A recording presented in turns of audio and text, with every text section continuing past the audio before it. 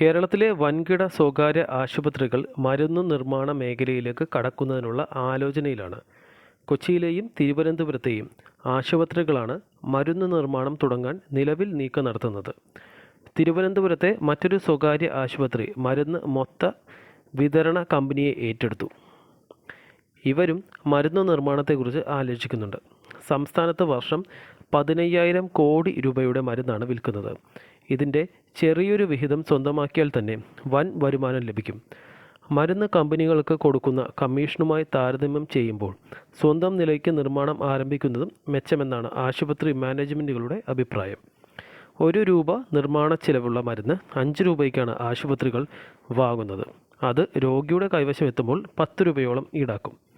ആശുപത്രികൾ സ്വന്തം നിലയ്ക്ക് മരുന്നുകൾ നിർമ്മിച്ചാൽ കമ്പനികൾക്ക് നൽകുന്ന 4 രൂപ ലാഭിക്കുന്നതിനൊപ്പം രോഗിയിൽ നിന്ന് നിലവിലെ നിരക്ക് തന്നെ ഈടാക്കുകയും ചെയ്യാം. വൻകിട കമ്പനികൾ അവരുടെ എല്ലാ മരുന്നുകളും നേരിട്ട് ഉൽപ്പാദിപ്പിക്കുന്നില്ല.